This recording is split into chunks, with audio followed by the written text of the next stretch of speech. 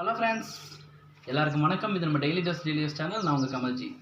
இன்றைக்கி இந்த வீடியோவில் தமிழ்நாடு ஜாகிரஃபி பார்க்க போகிறோம். அது மட்டும் இல்லாமல் டிஎன்பிஎஸ்சி குரூப் 4க்கு 1000 வாலா ஜாகிரஃபி இன்றைக்கி ஆரம்பம். சரியா? நீங்கள் முதல் படிக்க வேண்டியது 10th ஜாகிரஃபி. இன்றைக்கி ரொம்ப முக்கியமான பாடம் தமிழ்நாடு இயற்கை பிரிவுகள் பாடம் பார்க்க போகிறோம்.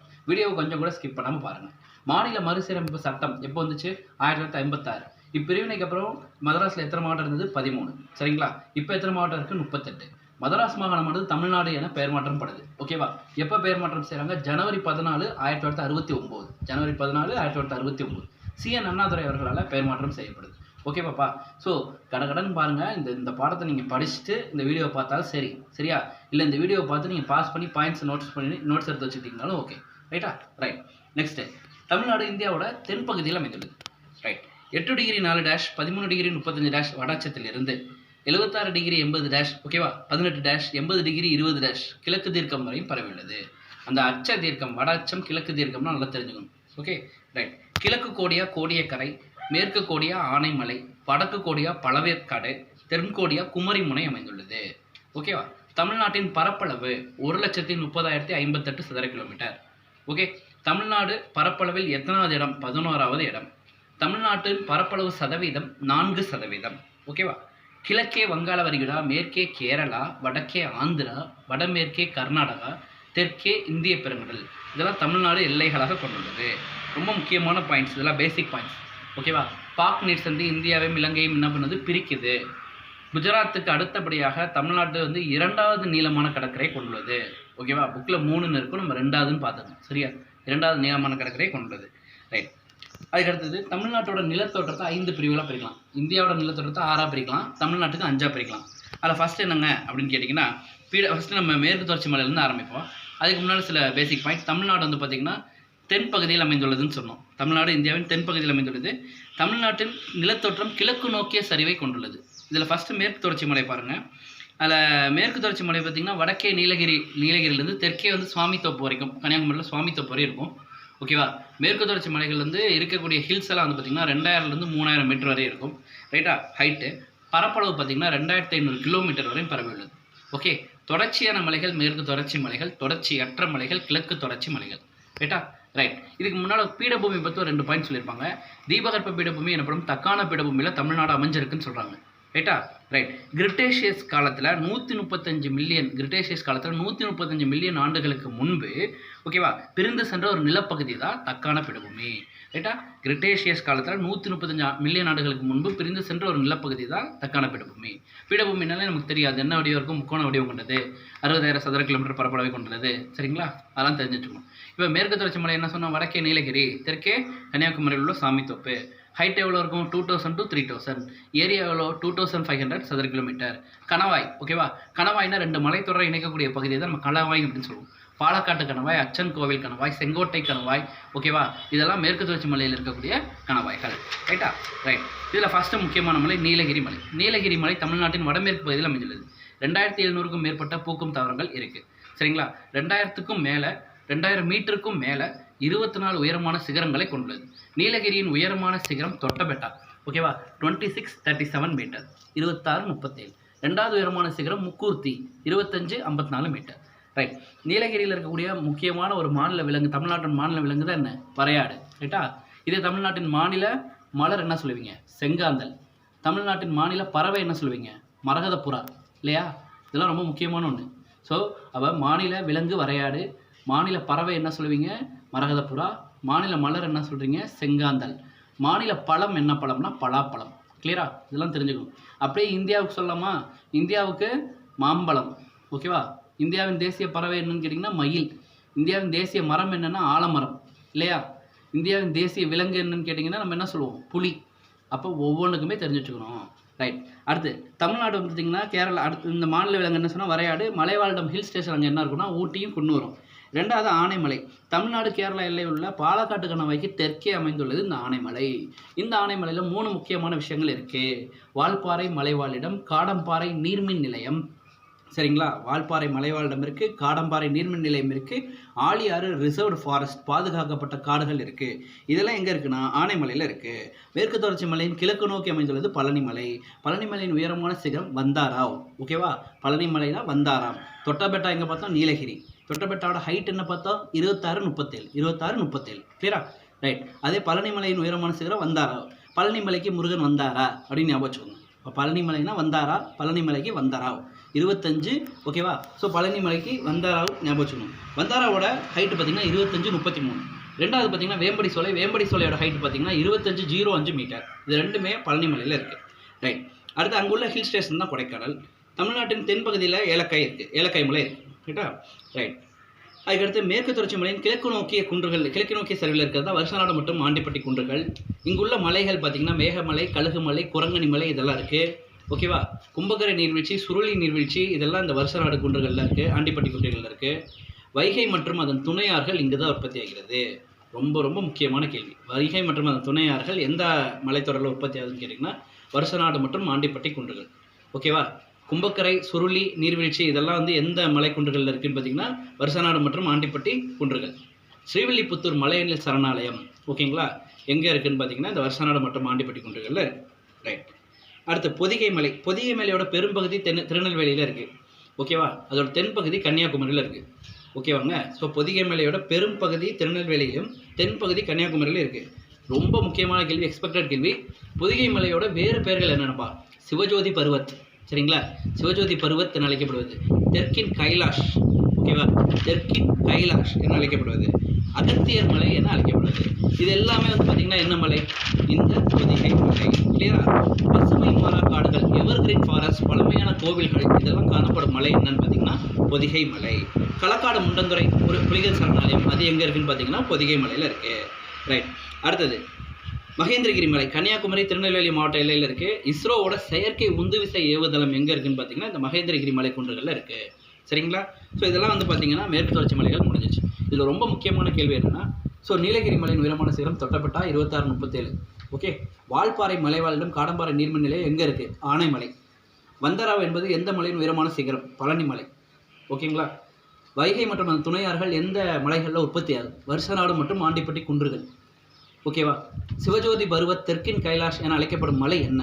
பொதிகை மலை கிளியரா. ஸோ இந்த கேள்விகள் எல்லாம் கண்டிப்பாக நீங்கள் நல்லா படிச்சிடணும். தெற்கின் கைலாயம் என அழைக்கப்படுவது என்ன? பொதிகை மலை. இஸ்ரோவோட செயற்கை உந்துவிசை ஏவுதளம் எங்கே இருக்குது? மகேந்திரகிரி மலை. இது எல்லாமே மேற்கு தொடர்ச்சி மலைகள். மேற்கு தொடர்ச்சி மலைகள் வந்து தொடர்ச்சியான மலைகள். ஹைட்டு பார்த்தீங்கன்னா 2000 to 3000 இருக்கும். ஏரியா பார்த்தீங்கன்னா 2500 ஸ்கொயர் கிலோமீட்டர்ஸ்க்கு இருக்கும் ஓகே. இதெல்லாம் வெஸ்டர்ன் காட்ஸ் முடிஞ்சிச்சு. அடுத்து ஈஸ்டர்ன் காட்ஸ். ஈஸ்டர்ன் காட்ஸில் வந்து பார்த்தீங்கன்னா இட்ஸ் நான் கண்டினியூஸ் காட்ஸ் ஓகேங்களா. தொடர்ச்சியற்ற மலைத்தொடர்கள் தான் நம்ம கிழக்கு தொடர்ச்சி மலைகள் சொல்லுவோம் ஓகேவா. தொடர்ச்சியாக இருந்தால் மேற்கு தொடர்ச்சி, தொடர்ச்சியற்று இருந்தால் அது கிழக்கு தொடர்ச்சி கிளியரா ரைட். அப்போ இந்த கிழக்கு தொடர்ச்சியில் வந்து பார்த்தீங்கன்னா அது இந்த கிழக்கு தொடர்ச்சி போக முன்னால் பிற மேற்கு தொடர்ச்சி மலைகள் பேர் தெரிஞ்சுக்கோங்க. பெருமாள் மலை, கோட்டை மலை, பகாசுரா மலை. பெருமாள் மலையோட ஹைட்டு 22-34 ஓகேவா. கோட்டை மலை பார்த்தீங்கன்னா 2019, பகாசுரா பார்த்தீங்கன்னா 19-18 ரைட். கிழக்கு தொடர்ச்சி மலையில் ஃபஸ்ட்டு மலை ஜவ்வாது மலை திருவண்ணாமலை மற்றும் வேலூர் மாவட்டத்தில் எல்லைகளை பிரிக்கிறது. இதில் ரெண்டு முக்கியமான கேள்வி தெரிஞ்சுக்கணும் நீங்கள். இப்போ ஒன்றும் இல்லை, ஜவ்வாது என்பது ஒரு வாசனை பொருளா? ஜவ்வாது மேலப்பட்டால் எப்படி இருக்கும்? வாசம் அடிக்கும். அப்போ மேலப்பட்டு மேல்பட்டு புரியுதுங்களா. இப்போ ஜவ்வாது மலையின் உயரமான சிகரம் மேல்பட்டு கிளியராங்க. ஜவ்வாதுனாலே மேலப்பட்டு ஞாபகம் வரணுங்க, அதுதான் ஷார்ட்கட்டு கிளியரா. 1967 காவலூர் வானவியல் தொலைநோக்கி மையம் இங்கு அமைக்கப்பட்டது. எந்த மலையில் அமைக்கப்பட்டதுன்னு கேட்பாங்க. இது ஒரு முக்கியமான கேள்வி. 1967 காவலூர் வானவியல் தொலைநோக்கி மையமானது எங்கே அமைக்கப்பட்டது அப்படின்னு கேட்டால் ஜவ்வாது மலையில் அமைக்கப்பட்டது ரைட்டா ரைட். நீல நிற மற்றும் சாம்பல் நிற கிரானைட் பாறைகளால் ஆனது இந்த ஜவ்வாது மலை ஓகே. பழமரம், மூலிகை, சந்தனம் போன்றவற்றிற்கு பெயர் பெற்றது எந்த மலைன்னு கேட்டிங்கன்னா இந்த ஜவ்வாது மலை. நெக்ஸ்ட் கல்வராயன் மலை பாருங்க, ரொம்ப முக்கியமான கேள்வி. கரளர் என்ற பழங்குடி பெயரில் அழைக்கப்படும் மலை எதுன்னு கேட்டிங்கன்னா இந்த கல்வராயன் மலை ஓகேவா ரைட். வடபகுதியை சின்ன கல்வராயன் சொல்லுவாங்க, தென்பகுதியை பெரிய கல்வராயன்னு சொல்லுவாங்க. சின்ன கல்வராயன் 825 மீட்டர், பெரிய கல்வராயன் 1220 மீட்டர். காவிரி மற்றும் பாலாற்றின் வடிநிலையை பிரிப்பது ரொம்ப முக்கியமான கேள்விப்பா. காவிரி மற்றும் பாலாற்றோட வடிநிலையை பிரிக்கும் மலை எது? கல்வராயன் மலை. தென்னிந்தியாவின் தோட்டம் நம்ம என்ன சொல்லுவோம்னா காவிரியாரை சொல்லுவோம். இந்தியாவின் கங்கைன்னு நம்ம எதை சொல்லுவோம்னா காவிரியாரை சொல்லுவோம். தமிழ்நாட்டின் நீளமான ஆறுன்னு நம்ம எதை சொல்லுவோம்னா காவிரியாரை சொல்லுவோம். புரியுதுங்களா. ஸோ அப்பேற்பட்ட அந்த காவிரியையும் பாலாறையும் பிரிக்கும் மலை எதுன்னு கேட்டால் கல்வராயன் மலை. பழங்குடி பேரில் அழைக்கப்படும் மலை எதுன்னு கேட்டால் கல்வராயன் மலை. அது என்ன பழங்குடின்னு கேட்டால் கரளர் ஓகே.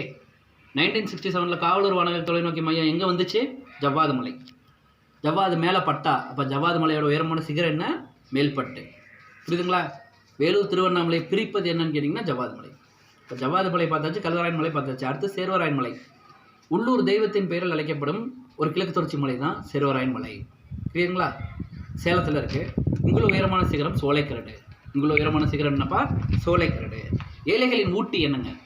ஏற்காடு. ஏழைகளின் ஊட்டி என அழைக்கப்படும் ஏற்காடு இந்த சேர்வராயன் மலையில் அமைந்துள்ளது. ஓகேங்களா?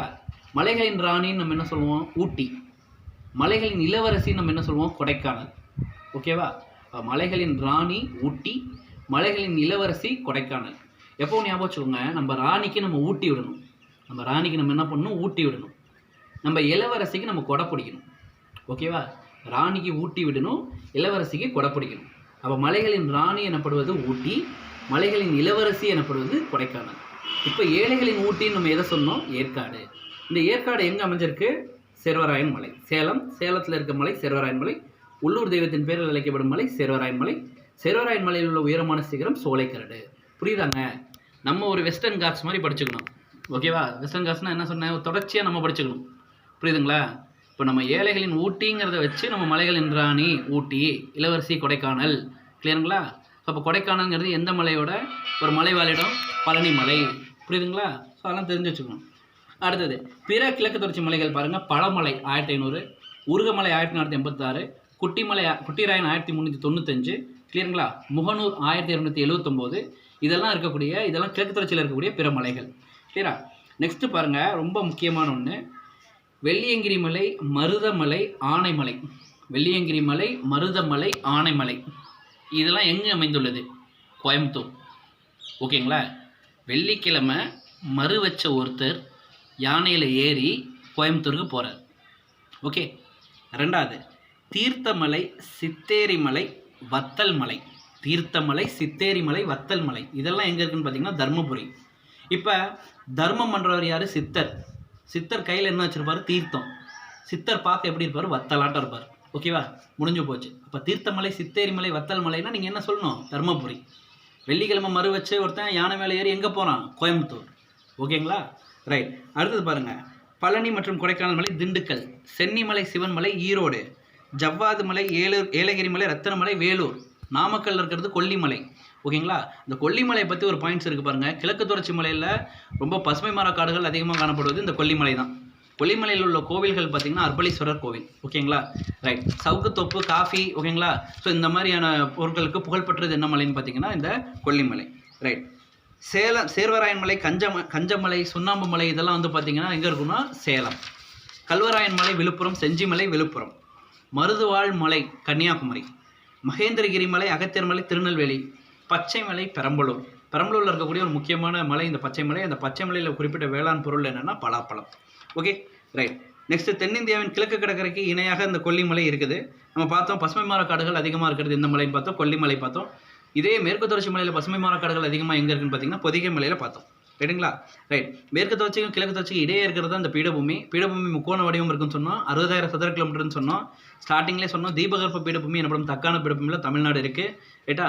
கிரெட்டேஷியஸ் பள்ளத்தாக்கின் நிலத்தோற்றத்திலிருந்து 135 மில்லியன் ஆண்டுகளுக்கு முன் உருவான ஒரு நிலப்பகுதி தான் இந்த தக்கான பீடபூமி. கிளியராப்பா? ரைட். நெக்ஸ்ட் பாரமகல் பீடபூமி சொல்கிறோம். தமிழ்நாட்டின் வடமேற்கு பகுதியில் இந்த பாரமகல் பீடபூமி இருக்குது. தருமபுரிக்கு கிருஷ்ணகிரிக்கு இடையே அமைந்துள்ளது பாரமகல் பீடபூமி.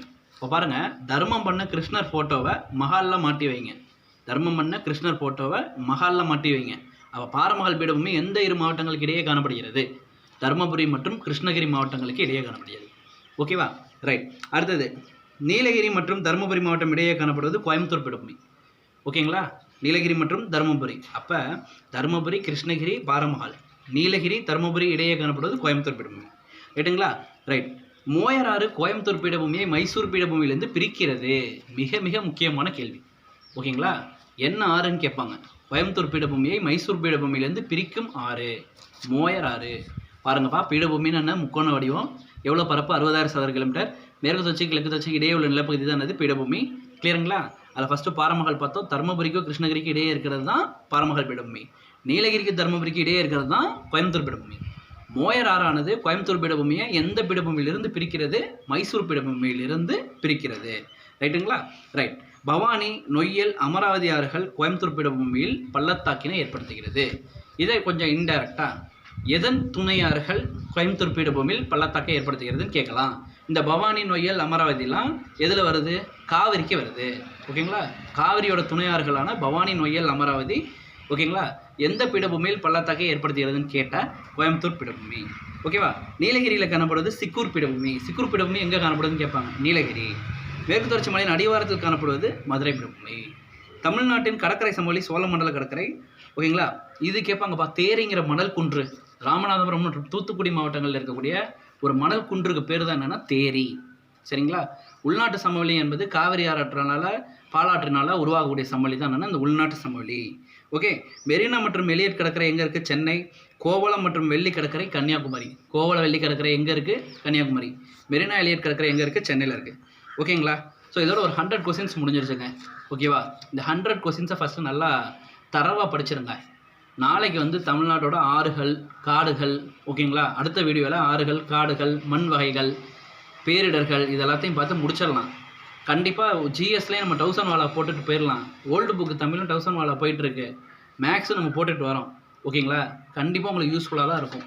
ஸோ நம்ம சேனலை தொடர்ந்து பாருங்கள். பிடிச்சிருந்துச்சுன்னா லைக் பண்ணுங்கள். நம்ம சேனலை சப்ஸ்கிரைப் பண்ணுங்கள். ஃப்ரெண்ட்ஸுக்கும் ஷேர் பண்ணுங்கள். தேங்க்யூ.